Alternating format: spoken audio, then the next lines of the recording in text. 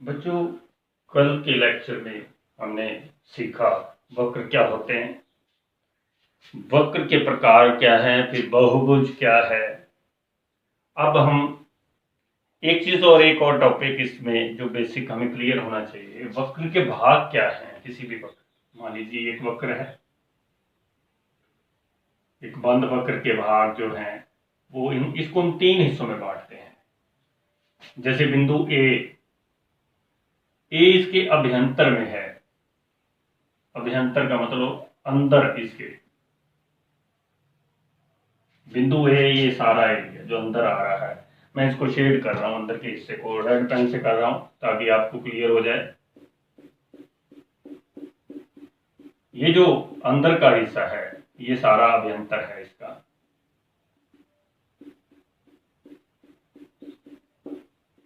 बिंदु ए इसके अभ्यंतर में है। एक और जो आपका हिस्सा है इसका, ये जो इसके बाहर ये जो एरिया है, इसको आप एक, मैं ब्लू से कर रहा हूं ताकि आपको क्लियर हो जाए। बिंदु बी जो है इसके बहिर्भाग में है।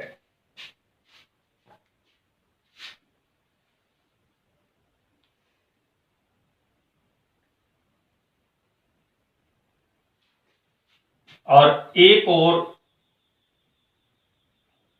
जैसे ये बिंदु सी है बिल्कुल इसके ऊपर है, तो हम बोलते हैं परिसीमा पर है।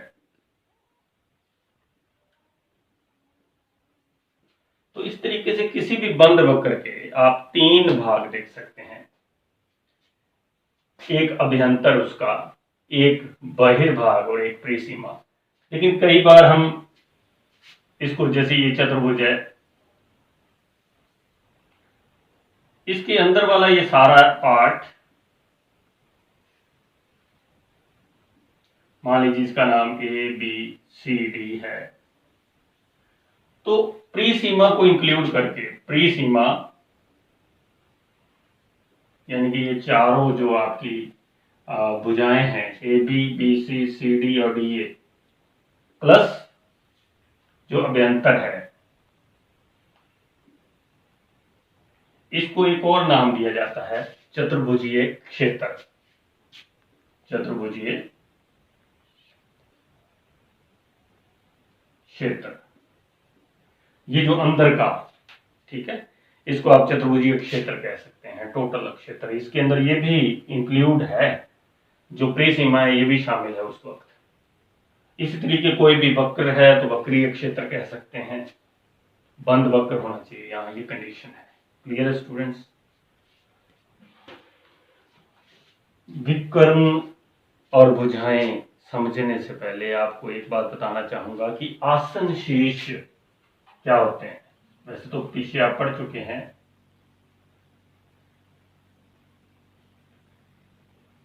ये एक चतुर्भुज बना रहा हूं आपके पास, आपके सामने बना रहा हूं बेटा, ए बी सी डी एक चतुर्भुज है।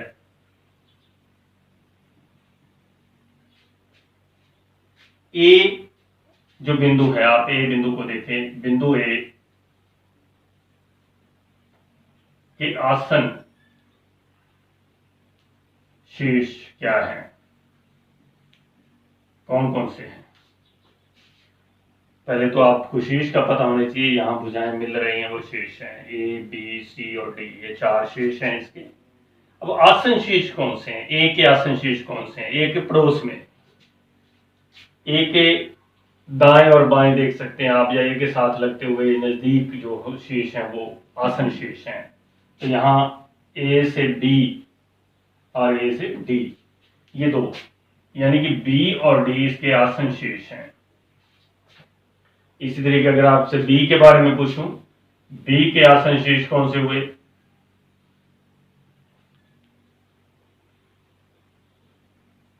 बी के पड़ोसी यानी कि सी और ए, सी और ए, ये आपको समझना है।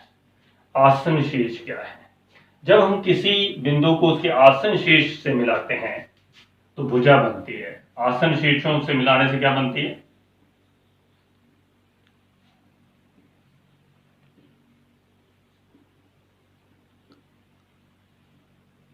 भुजा।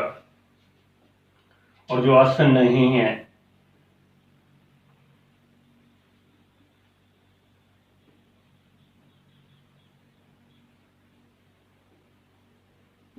उनको मिलाने से विकर्ण बनता है। ये समझ आनी चाहिए आपको। आप देखिए, तो ए के आसन बी हुआ, ए के आसन डी हुआ, तो ए बी भी भुजा होगी, ए डी भी भुजा होगी। बी के आसन ए है, सी है, बी सी एक भुजा होगी, बी है, ऑलरेडी हमने ए बी लिख दिया है। सी के आसन बी है, डी है, तो सी डी भी एक भुजा होगी। अब आसन कौन से नहीं है? ए के आसन सी नहीं है, जब हम इसको मिलाएंगे तो ये विकर्ण बनेगा। बी के आसन डी नहीं है, तो बी डी और ए सी क्या हुए? ये दोनों ए सी व बी डी यहां पर विकर्ण है। एक और एग्जांपल से ज्यादा क्लियर हो जाएगा। ये पंचभुज बना रहा हूं।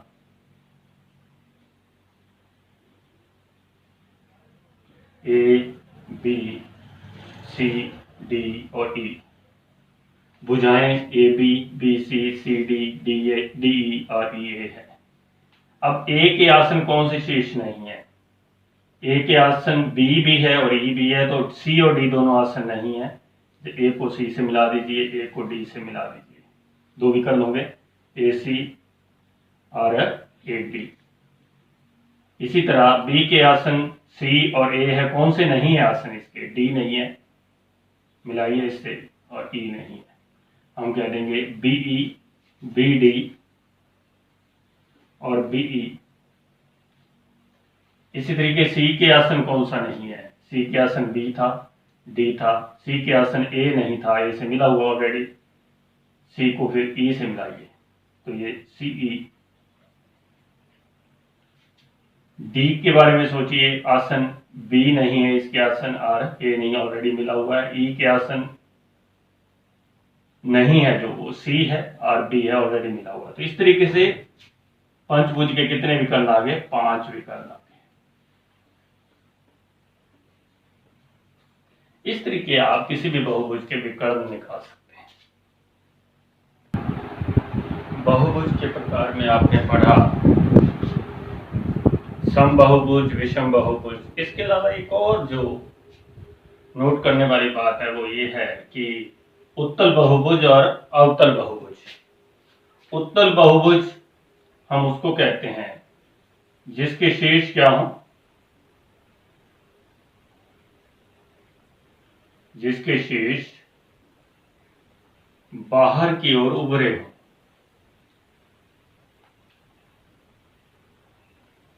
उथले हों, उभरे हों, है ना?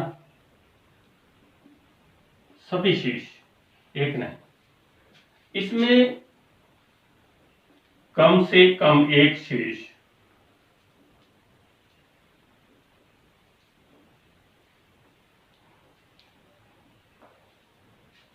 क्या हो? अंदर धसा हो।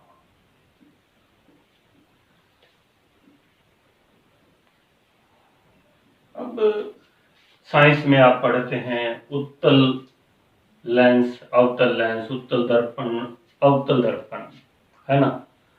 बिल्कुल उससे कोरिलेट करके आप समझिए इस चीज को कि उत्तल का मतलब बाहर की ओर उभरा होता है, उथला होता है। अवतल का मतलब अंदर धसा होता है। और उदाहरण के तौर पर जैसे आप उत्तल लेंस की बात करते हैं, कुछ शेप इस तरीके से होती है ना बच्चों, ये बाहर की ओर, यहां देखिए ना उभरे हुए। अवतल में शेप कुछ इस तरीके की होती है ना, ध्यान है? ये मैंने उत्तल और अवतल लेंस में आया, तो इस तरीके की शेप जो है आप देखते हो। ठीक यहां भी वही चीज है कि शीर्ष जो है बाहर की तरफ, यहां शीर्ष जो की बात कर रहा हूं मैं, शीर्ष जो है बाहर की तरफ उभरे हुए हैं, बाहर की तरफ निकले हुए हैं। वी का जो कोना है वो बाहर की तरफ है। अवतल में जैसे ये शेप देखिए, अब देखिए ध्यान से, ये भी एक चतुर्भुज है बेटा, A B C D. Likewise ये भी एक चतुर्भुज है, पी क्यू आर और एस। नोट जो करने वाली बात है, इसमें चारों के चारों शीर्ष ए बी सी और डी बाहर की तरफ उभरे हुए हैं। इसमें पी क्यू एस तो बाहर की तरफ उभरे हुए हैं, लेकिन आर जो है अंदर की तरफ धंसा हुआ है। और क्या फर्क है? दूसरा जो पॉइंट इनमें डिफरेंस का है वो ये है कि जब आप शीर्ष विकर्ण ड्रा करते हो, विकर्ण जितने भी विकर्ण होंगे वो अभ्यंतर में होंगे।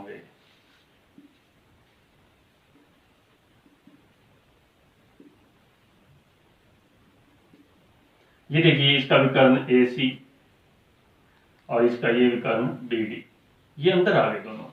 ए सी और बी डी चतुर्भुज के अंदर है।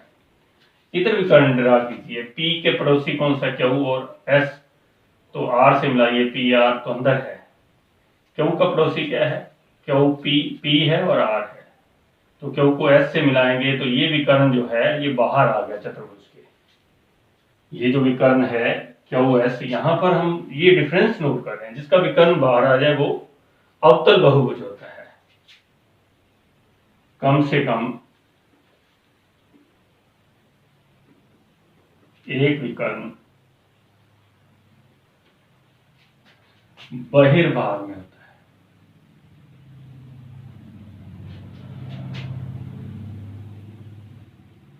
ये तीसरी जो एक और नोट करने वाली बात है वो ये कि अंतःकोण, जैसे कोण ए, कोण बी, कोण सी, कोण डी, जितने भी अंतःकोण है वो 180 डिग्री से कम मिलेंगे। प्रत्येक अंतःकोण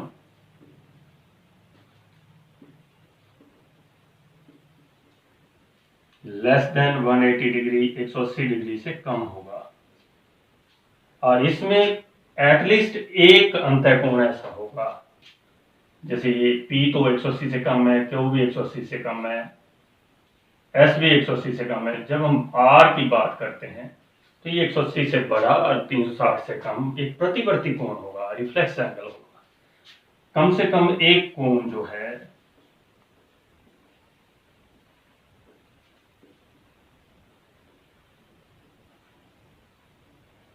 बड़ा होगा 180 डिग्री से। ये तीन मेजर डिफरेंस हैं अवतल और अवतल बहुभुज में, जो आप आसानी से नोट कर सकते हैं, जिससे आप आसानी से पहचान सकते हैं कि कौन सा चतुर्भुज उत्तल है, कौन सा चतुर्भुज अवतल है, या कौन सा बहुभुज उत्तल है, कौन सा बहुभुज अवतल है।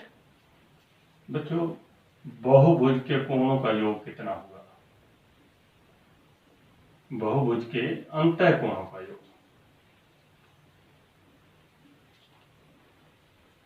ये समझने से पहले आपको ये ध्यान होना चाहिए कि त्रिभुज के अंतःकोणों का योग कितना होता है। सभी बच्चों के ध्यान में होगा त्रिभुज के अंतःकोणों का योग।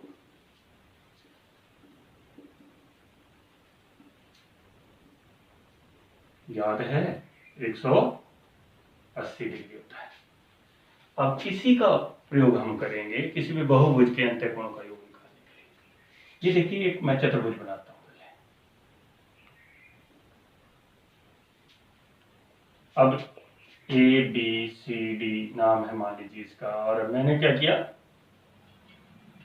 इसमें किसी एक विकर्ण को मिला दिया, चाहे सी को मिला दिया, चाहे बी डी को मिला दिया। अब इसके कितनी त्रिभुजें बनी? दो। दोनों त्रिभुजों के कोण का योग कितना हो जाएगा? त्रिभुजों की संख्या निकाल लेंगे, 2 आई, तो 2 गुना चतुर्भुज के अंतःकोणों का योग।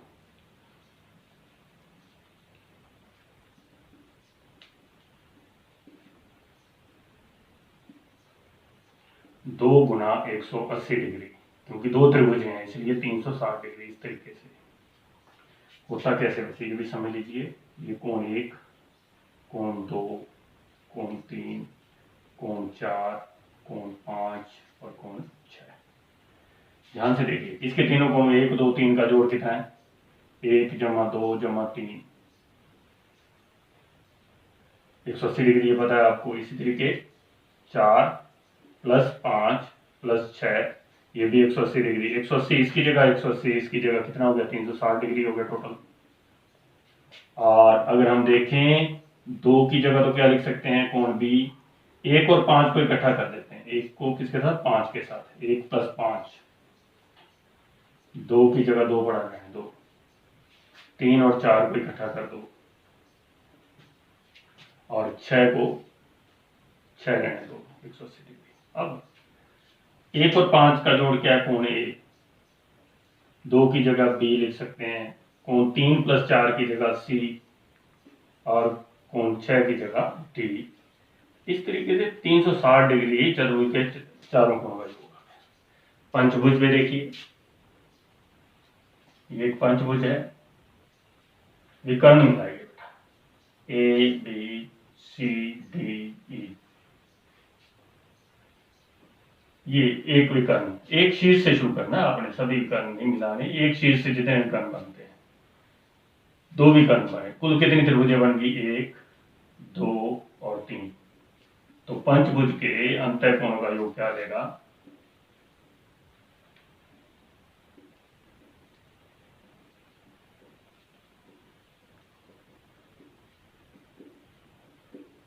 3 त्रिभुजें 3 × 180 डिग्री, इसी तरीके से 540 डिग्री। एक चीज और नोट करिए, 4 भुजाएं थी तो 2 त्रिभुजें बनी, 5 भुजाएं हैं तो 3 त्रिभुजें बनी, 6 भुजा है, षटभुज है, तो यहाँ देखिए, यहाँ से शुरू करेंगे, एक ही शीर्ष से करना है, 1 2 3 और 4 त्रिभुजें बन गई, यानी कि षटभुज के अंतः कोणों का योग क्या आ गया,